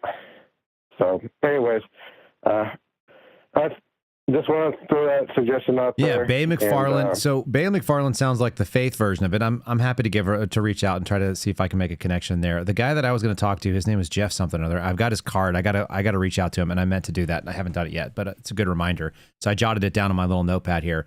The guy that I met out in Las Vegas is pursuing a legal case in the state of Texas, and I guess it has some national precedent possibilities. So he seemed enthusiastic, and he obviously had some bad thing. And his children are grown, but at the same time, the wounds, I think, are still real for any age, no matter what age your children are, too. So I'll try to get him on, too. Now I'll have to redouble my efforts and start. There's a couple people that I've been meaning to reach out to. Scheduling people is like my least... I always feel bad asking people to be on the podcast, even though I think a lot of people want to share their message. Does that make sense? Like, I just don't want to burden anybody else. This is my job. So, and it's really easy for me to have other people on. Like, it's the easiest thing because there's no lift on my end. The only difficulty is making sure they actually show up to do it. So, anyhow. Well, Babe McFarland would probably think of it as a break from all the work that she's doing it. But I did post some time ago after the last time we talked about it. I posted some videos from her YouTube channel. Okay. That talked about the unconstitutionality of no-fault divorce. And she's got some really interesting things to say about Ohio state law. And then she had a guest on her channel talking about New York state law. So she talked about the civil aspect as well. Okay, fair enough. Well, maybe I'll connect the two of those two. All right, sir. I appreciate the call. Joe, have a fantastic night. Thanks for the reminder. Thank you, Kyle. Bye. Bye. There he goes. That's Joe is number 8. So we are up and rolling. Guys, the phone line is open. We'll take one or two more. I think that's, like I said, it was my fault. I generally kind of jump off here around the 8:30 mark, but not when I screwed up for the first 15 minutes and couldn't get the damn thing to work. So here we go. All right, buckle your belts. Here we go. Calls coming in from New York. Number 9. Welcome to the program. Straight from the People's Republic. This guy. You're halfway to empty nester status, sir. Yes, halfway, but still. Actually, it's finally starting to hit me now too that she's like not been home for a few days. So yeah, it's like now it's finally like that whole time I was just focused on make sure this is all set up, make sure this is paid for. Did you make sure this? Did you do this? And now I'm like done with all that, and I'm like, she's not here. Yeah, it's weird. Indeed, definitely a weird thing. She hasn't called you for any bail money yet. Yes, you're good so far. Yeah, no bail money. No, she called me for money for tickets to a concert. Brutal. I guess that's about to get kicked off. It's about to kick off in reality, isn't it? The real story is how much money. Yeah. Hey, Dad, I'm trying to. How much money can you spend? How much is? But I've kind of gotten used to it because I'm in a household just full of women. So, yeah. But, that's all they do. Yeah, they just spend. That checks. My I just spent something on my wife that I almost never, like, we never spent anything. I was digging through this okay, I'll just share this with you. I dug through this wild jewelry box that my father-in-law dumped on me because it had a bunch of costume jewelry from some lady that was friends of his who had no children. And he's like, "You've got daughters, whatever, like, have this jewelry box of trashy ass costume jewelry." And I was like, "Oh, okay. So yeah, I'll take that. One day my girls will play dress up." And like, I'm always trying to be a good, dad to girls. So I'm like, girls like dress up shit, I guess. So I'll just take all these beads and fucking junk, whatever. So I've got this box, right? I started feeding pictures of the costume jewelry from my Tackleberry desk into AI, into Gemini. And I was like, evaluate this for like market price. And it's like, these weird ass, ugly costume jewelry, chunky beads are worth $45 on Etsy.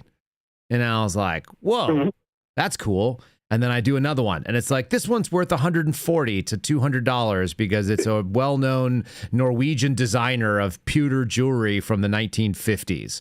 And I was like, what? And then I punch in another one, and it's like, this is some other thing, and it's worth $200 to $400. It's a well-known costume jewelry designer from the New York area from the 1940s. So I punched through all this stuff. Bro, I start getting through it. I've got a couple $1,000s worth of weird-ass beads and shit that I've been carrying around. And then I found some... You ready for a legit treasure? It's a Cartier. Do you know what Cartier is? The designer? Yeah. It's a Cartier brooch. It's a pin. As far as I can tell, it's made out of gold. But I don't know. And I take a picture of it and I feed it into the AI. And the AI basically is like, holy shit. Do you know the measurements on this thing? And I measure it out. I've got calipers because I've got like stuff for my guns and stuff. So I caliper. It's a 42 millimeter long claw surrounded with gold with a pin on the back and a red gemstone. And it's like, and it's stamped Cartier. And it's like, this is a rare one-off custom Cartier, like, British fucking weirdo pin that's made of yellow gold, likely has a ruby in it, and it's either a tiger or a freaking lion claw, and it's worth like $8,000 they're like, you have to take it to Sotheby's to sell it. It's this weird, you should. Dude, it's this weird. It's a weird shit. Open an eBay store. Here you go. It's a weird shit pin that's like a freaking. It's a claw, and it's like, it's an excellent. This is like, they're like, most of these things are like 20 millimeters. Yours is probably like museum quality, and I'm like, what? Like, what on earth?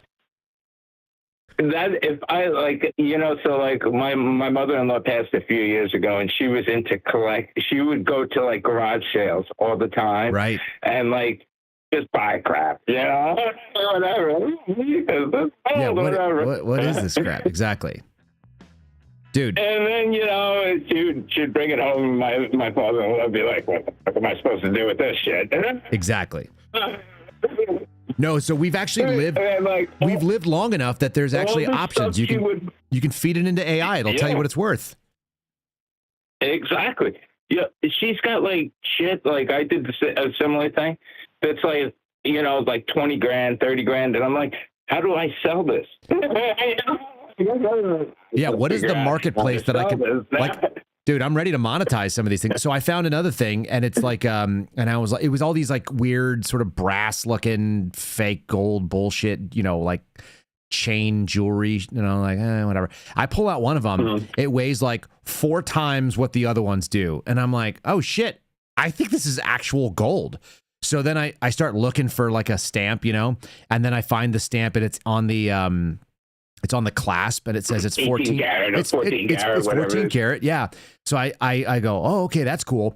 So then I take a picture and I weigh it. I've got a scale. I got like a little, like, like a jewelry scale. And, dude, I got all this stuff. So I'm like weighing this thing out. It's like 40 grams. So I feed it into AI and I take a picture from a distance, and it's like, oh, like that's a 40 gram, like modern style, chunky Cuban link, blah, blah, blah. and it might be worth like $3,000. And I was like, that's fucking cool. Like, I didn't know what this was. Like, it's like I got $3,000 worth of gold just chilling there. And then I go and I take a closer picture, and it's like, oh, it's hand carved, and it clearly is like a finished piece of jewelry with like all this like hand texturing. So it's probably worth like $4,500. And then I go look, and like on one of the little clasps, there's a little signature on there. And so I take a picture of it, not even being able to read it. And the AI is like, oh, that's from like Edmund and Fitterditch, and they were the well-known like creator of gold jewelry for Tiffany and Co. in the early 1950s and the late 1940s. This is probably worth like $6,500. I was like, holy shit!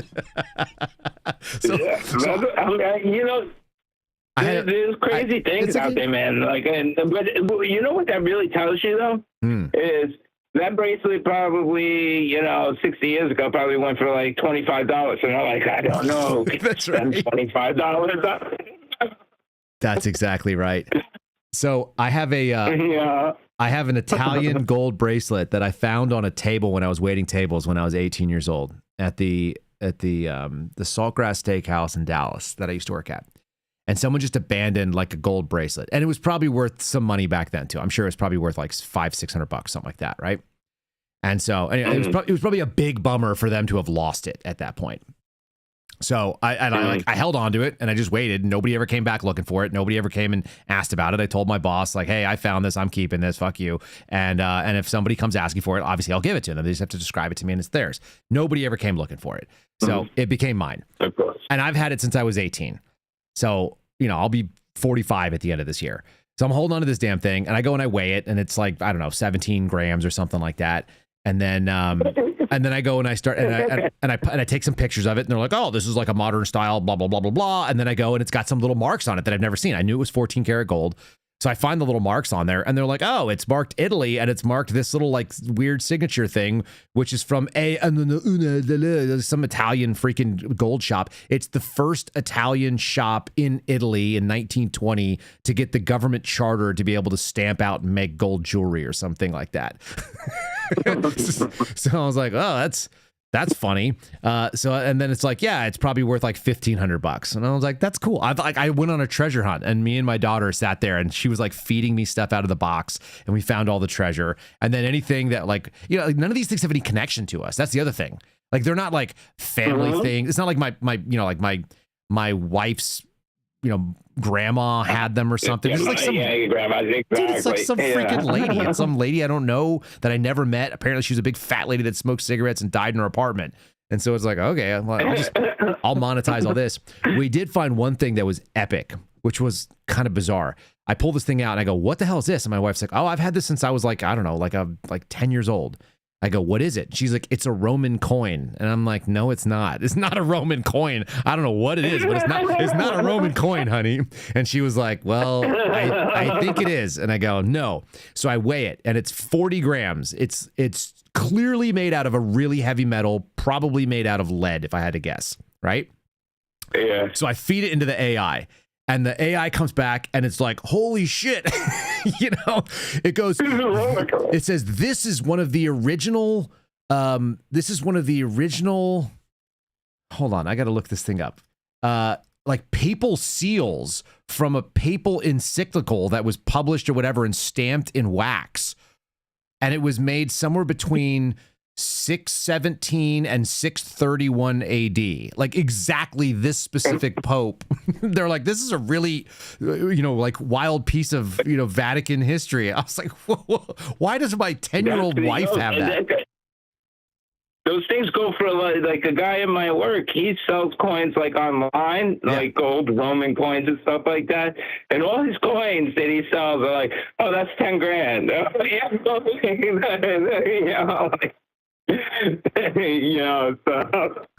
that's definitely a good find. Yeah, you find weird stuff like that. You're like, what on the earth? No, it wasn't from 600. Was it? You can bring that stuff to like one of the coin dealers and get it like authenticated. Once you get it authenticated, then you can just sell it, in the slab, or once they put it in the slab or whatever, or you could keep it if she has like sentimental attachment to it.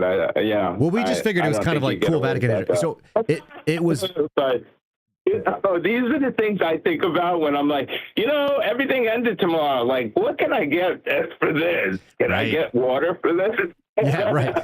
Exactly. Well, you want to find things that are of value. This was from Pope Martin V, and he served from 1417 to 1431. That's when he was Pope, and it's like his papal seal on this lead thing that we've got hanging out in like a Tiffany's bag now.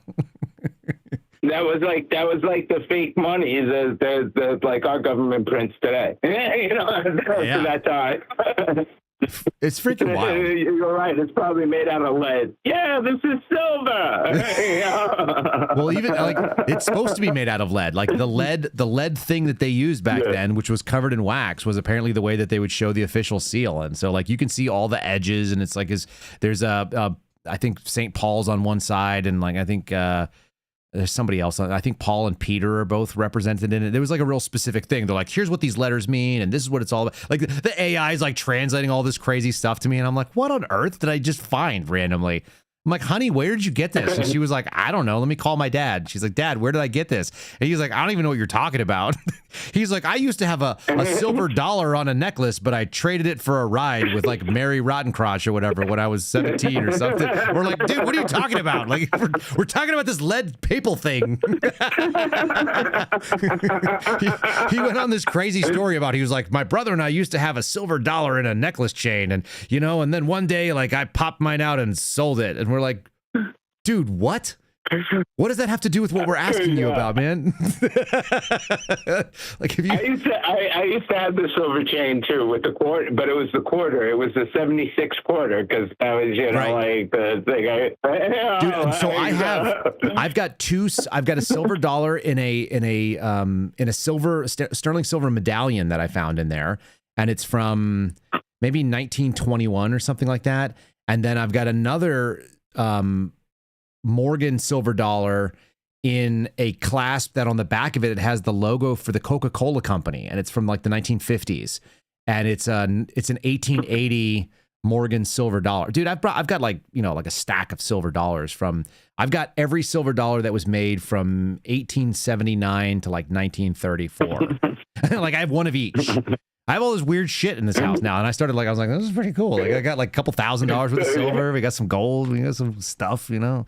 I got guns and ammo. And then when you move, every time you move, that's when you actually notice all the shit that you accumulate. You're like, oh man, I totally forgot I had this shit. Oh, dude, all my treasure is in like a freaking Pelican case. So. Like I have Pelican cases. Organized, oh, man. Yeah. That's the whole thing. It's got to be organized. That's right. Like organization. That's what I keep telling my daughter. I'm like, you can't be a slob. You can't be like this. That's right. Now you're going to be around people. You're not living in your house anymore. You leave shit everywhere. You're reflecting on me, honey. Whenever you're out there in the world, you reflect on me. All the things you do reflects back on me. And it's true. That's what it comes down to. That's why whenever I see the stupid kids, I'm like, what the hell? What was your mom thinking? And then I'm like, oh, I know who your mom is. I know what she was thinking. She's trashy. Like retarded. All these people are retarded, man. Everybody's retarded now. Like these Lindsay people. I'm like, these Lindsay people are not real. This is an op. I'm like the lady on the plane. This is not real. Yeah. You people are not real. You're either being paid to do this so right. that Hold on, here you go. make this Hi, into Lindsay, like a I'm Charlie Dr. Kirk op. Sterling. I don't So we even can know talk if about we're it. You allowed guys to can watch make money videos like about this. talking Someone about can it. You show can make videos talking about. I'm going to play you. Hold on. Here, this crazy lady. Hi, Lindsay. I'm Dr. Sterling. I don't even know if you're allowed to watch videos like this. If someone can show it to you, I don't know. But Like, who the freaking hell are these people? And she's an OBGYN. So this is a person who's supposed to help women have babies or deal with their lady parts. But she's like, it's the easiest thing. Just kill your baby. Just get rid of it. She wanted you to know. It's not her fault that she actually did it. Yeah. She had a real rough time, that OBGYN. One day she'll tell her story, but Lindsay gave her courage to tell her story. I'm like, when you tell your story, your husband should probably take your children away from you. If you're if you were thinking about killing your kids and you got somewhere close to that, I don't think you should be I don't think you should be out there with the rest of us. I don't understand if this whole thing with these women is like an op. That there's really not. There's these 20 videos they keep showing you of these women, and this is the op that they're like pushing now. Yes. So that they can sell more other shit.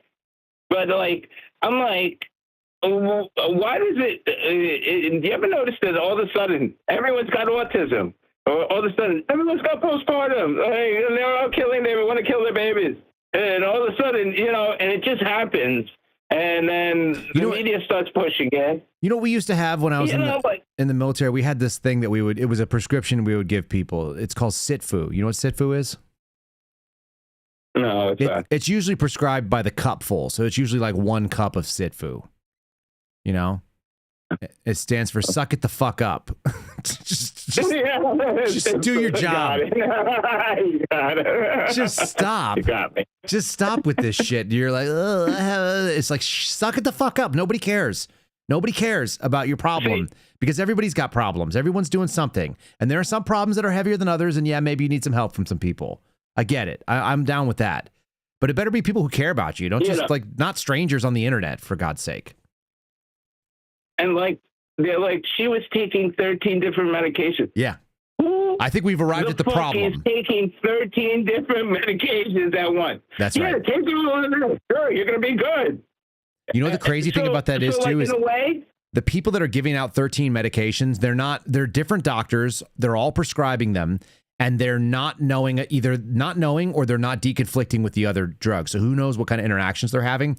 This is a real common thing in EMS. You find out it's like, oh, I've got 6 doctors. They've all prescribed me shit. And half of them are going to kill me if I take them at the same time, which I do, which is why I have EMS here ready to take me away because I'm dying. Because I didn't deconflict my drug regimen. I didn't even tell them that I was going to like, you know, this type of doctor, or, you know, I have a you know, like a renal specialist who's going to give me something for kidneys. I got another problem for my sciatica, and I got this going on for like whatever. It's like, are you people insane? Have you ever thought about stretching and just like solving your problems like a real person? It's not always going to be a pill that's going to fix it. Crazies. But Kyle, you know, we could fix that whole problem if you'll just let us surveil you 24/7, and then we'll connect all of your doctors with each other and make sure that we don't make sure. That's it. Just put the flock cameras in your house. Just put them in your house. Just yes. Listen. Let me just tell you, if you don't have anything to hide, you don't have anything to worry about. Just put the camera in your house. Yeah, exactly. You know, like, so, like, that's why I'm like, you know, I just want to disconnect with this society eventually, you know, as soon as I possibly can. Yes. You know, like, and I'm not going to promote the not voting. What I'm going to do is I'm going to write in, I'm going to go vote, and I'm going to have fun. I'm going to do one of the F's, and I'm going to write in, none of the above. None of the above. I'm going to tell everybody else, when you go vote, none of the above. They're all trash. And keep going. And then that'll be my participation in the fraud, but at least I'm like sticking it to them. You know, the little things. It's the little things that keep us all moving forward in the right direction, right?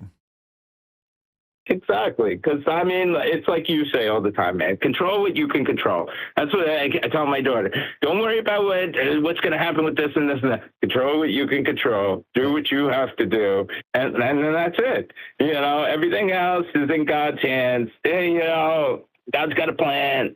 And, you know, and that just, you know, follow that. Believe in that, and, you know, you'll be okay. It's true. But don't listen to these crazy assholes. Yeah, it's the #1 bit. Just take a breath. You're not in control. If you thought you were, correct your mistake. And just, yeah, hang in there. I think you're right. It's like, and as soon as you get yourself away from the ridiculousness of the society, the better off you are.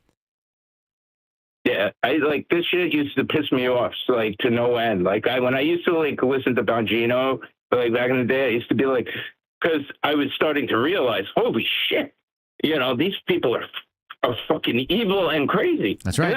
You know, like, So, like, now that I've come to that realization, it's like all the stages of grief. I've come to the acceptance. I'm like, well, I can't do anything about it. Correct. All right, these people want to do this evil shit. How do I protect myself from this evil shit that they're doing? That's it. What do I do to protect me, my family? Oh, I got to get rid of this? Get rid of it. It's out. No, I don't have it. That's and exactly that's it. That's why my whole goal for retirement is build the compound, self-sufficient, so I can do all of the Fs. Yeah, and just wish society luck and hope that they enjoy their pharmaceuticals and sodomy. Exactly. Because, once the economic collapse happens, everybody's going to shit their pants. Correct. Because if everybody thinks 2007, 2008 was like, oh my God, this is the end, forget about when 2040 comes. Like, it's really going to be the end. It's going to be the end for the global economy because the biggest component of the global economy is going to fail completely. Like, it will be at 200% of GDP by then, and that's it. There is monetizing the debt and selling off America to all the countries. What else is there? You'll be living in New York will be owned by China. That's fine. Iran will own like California. That's fine too. I'm fine with all that. As long as you guys leave Montana alone, I don't give a shit. Let them have it. Mexico's going to reclaim. Montana's crazy though. All the crazy Hollywood people went there. That's why I was looking at Montana. That's but easy. It's so they got really nice now. houses, Renzo. They got nice houses that we can take from them. They're not good fighters. Yeah, but they're really expensive. Wyoming, No, I'm not going to pay for it. I'm just going to. We're just going to conquer them. I told my wife, I'm like, when shit gets bad, I'm just conquering things. I'm not even going to ask. I'm just going to take what we need. Okay, then why? That's I'm probably looking for. You can come hang out with me on my new compound. Otherwise, my compound's going to have a bowling alley. Oh, yeah, that's a great idea. I think it's gonna have a bowling alley because some yuppie asshole is gonna probably put a bowling alley in a house that I'm gonna end up taking from them. So that's okay. Yeah, probably one of the Hollywood people. Yeah, they're for all sure. ball washers. For sure. Yeah, ball washing Hollywood guy. They can make me a bowling alley. All right, we're gonna shut this thing down. I'll give you a last couple sentences of final thoughts. Final thought. Okay. Football is not gay. Okay. Because football promotes fitness. Yep. It promotes family. Okay. It promotes faith. Yeah. It promotes firearms. If you look at a lot of the anime. Yeah, almost all the. So does the NBA. All those criminals working there. Go ahead. And it promotes fun. That's a strong attempt to argue in favor of football. It doesn't change my mind, but good for you. I'm okay with it. Have a great night. Keep up good work. Best chat ever. Free Brian Cole Jr. He's getting fucked. All right. Have a good one, man. Night, buddy. Thank you. All right. In that vein, maybe you might need this information at some point. I don't know if it's true. Double check it. Hopefully, if you ever find yourself in a position where you need to take a government fighter jet, you'll remember this song. How do I start an F-16? The question's real. I stole an F-16. Flip the master, all the lights begin to feel. I stole an F-16. Set the fuel pump, start the number 2. I stole an F-16. Engines whining as the turbines chew. I stole an F-16. Turn the RER power on bright. I stole an F-16. Horizon centered, the line set right. I stole an F-16. Oh, watch the gauges and the needles climb. I stole an F-16. Wait till 20, it will take its time. I stole an F-16. Throttle back down to idle mark. I stole an F-16. Jet breathes deep with a rumbling spark. I stole an F-16. Unlock the gate and push it free. I stole an F-16. The bird comes alive with a roar of glee. I stole an F-16. Roll out the REL power on bright. I stole an F-16. Horizon centered, the line set right. I stole an F-16. What? You can't park your car here, ma'am. Are you blind? I don't think you can park there. I know I can't park there. Oh. Hey, you can't park here. Fuck you, motherfucker. Excuse me, mate. You can't park there, sir. I know I can't park there. Hey, watch out! If it's gonna blow, watch out! Ma'am, you can't park your car here. Are you serious? You can't park that there, mate. Fuck off. Excuse me, you can park here. Yeah, you guys can't park here. No shit, really? You can't park there. That's what I said. Hey, you can't park there. Appreciate you, brother. You can't park there. You guys, you can't park there. But you still can't park. You can't park there. You can't park there. No. It's a park. You can't park there. You can't park there, sir. I know I can't park here. Iran has attacked 3 of our U.S. embassies in the last couple of days. Okay, those are sovereign territories of the U.S. They have declared war on us. What's your name? What? What is your name? Tony! Fuck you, Tony! What's your name? Ezekiel! Fuck you, Ezekiel! Fuck you! Fuck you! Hey, you know what I did last night? You better not bring my mother into this. You know what I did? You better not. I broke that fly over there. Oh. And I fucked your mother next to it. Fuck you, Ezekiel! Fuck you! Fuck you!